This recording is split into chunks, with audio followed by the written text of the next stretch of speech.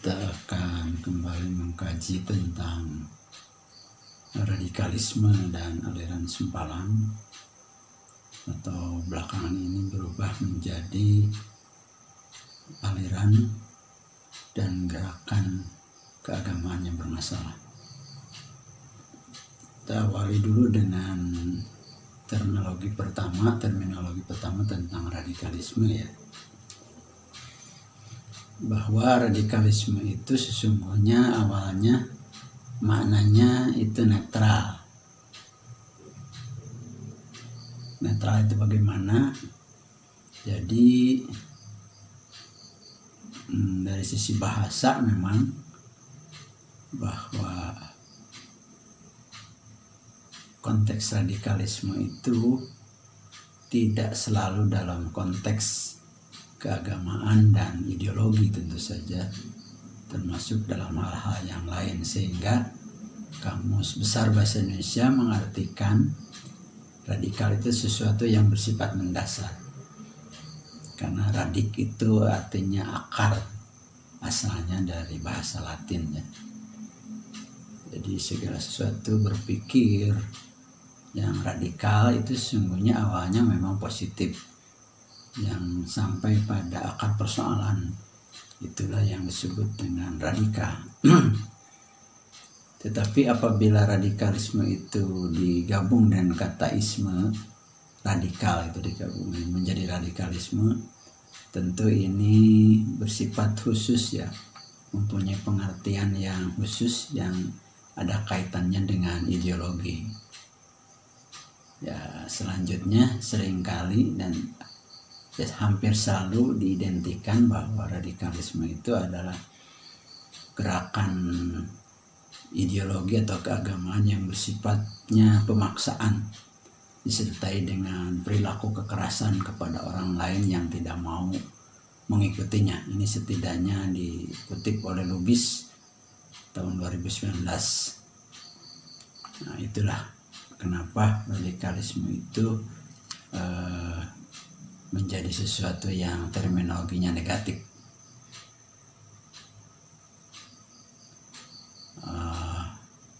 Dalam konteks pemahaman keagamaan, radikalisme itu tadi selalu membawa bersifat pemaksaan dan perilaku kekerasan. Karena itu maka ini tidak sesuai dengan agama Islam sendiri sebagai rahmatan lil alamin, maka tentu saja bertentangan. Maka radikalisme menjadi sesuatu yang diwaspadai dan tidak sesuai dengan kaidah awal tentang adanya agama sebagai sesuatu yang mestinya menciptakan kedamaian. Dalam pemahaman agama dari sisi antropologi kita sudah belajar, misalkan oleh Kuncaraningrat disebutkan bahwa A itu tidak, agama itu artinya kacau. Maka agama mestinya menciptakan kedamaian dan ketertiban serta kenyamanan, tidak sebaliknya berakibat pada kekacauan atau ketidaknyamanan. Nah, dari sisi bahasa Arab sendiri, radikalisme itu sesungguhnya tidak ditemukan aslinya istilahnya. Karena itu radikalisme selalu dihubung-hubungkan sebagai penciptaan terminologi yang berasal dari Barat. Barat sendiri awalnya memakai kata radikalisme itu dihubungkan dengan segala sesuatu yang merupakan fundamentalisme dalam Islam. Jadi fundamentalisme itu adalah sesuatu yang tadi mengakar tetapi berujung pada kekerasan dan pemaksaan. Nah, itu. Maka yang dimaksud dalam hal ini tentang radikalisme agama adalah sebuah paham kemudian berujung pada gerakan yang sifatnya memaksa dan dilakukan dengan cara kekerasan atas bungkus paham keagamaan gitu. Sehingga ini tidak wajar atau tidak baik, dipandang tidak baik dalam konteks bernegara di Indonesia. Karenanya radikalisme menjadi perhatian pemerintah, dalam hal ini Kementerian Agama, kemudian membuat kebijakan-kebijakan yang sifatnya penanggulangan maupun antisipasi terhadap kemungkinan munculnya paham dan gerakan keagamaan yang seperti ini. Ya.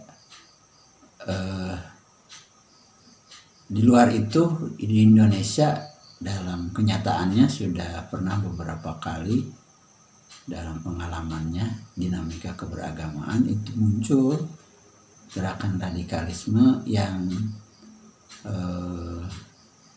berdampak atau berakibat yang tidak sedikit bahkan menjadi perhatian dunia. Salah satunya misalkan bom bunuh diri di Legian Bali, itu adalah salah satu bentuk radikalisme yang terjadi yang mengatasnamakan agama begitu, yang itu dilakukan oleh kelompok-kelompok tertentu sebagai bentuk penyalahgunaan dari terminologi agama tadi. Karenanya maka bagi kita sebagai selaku umat Islam dan umat beragama seluruhnya di Indonesia mesti mewaspadai munculnya bibit-bibit dan akar-akar yang akan kemudian dimungkinkan menimbulkan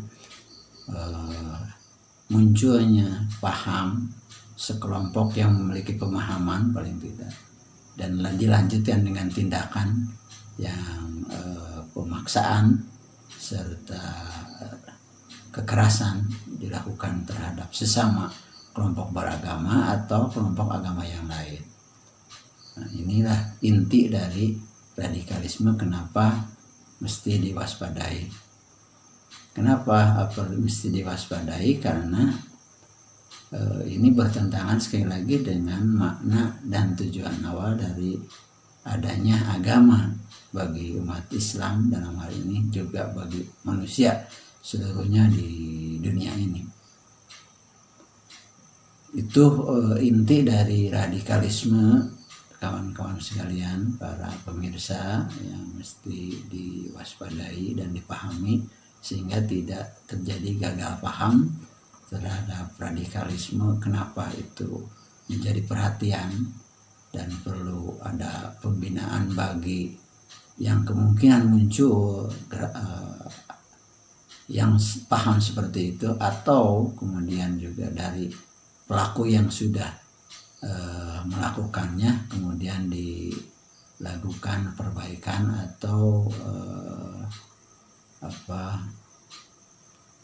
pengembalian kondisi internal diri mereka agar bisa kembali pada pemahaman yang benar tentang agama yang akan dan harus menciptakan kedamaian serta menjadi rahmat bagi manusia seluruhnya di dunia ini. Demikian, terima kasih, dan kita akan mengulasnya nanti pada sesi berikutnya, tindak lanjut dari radikalisme.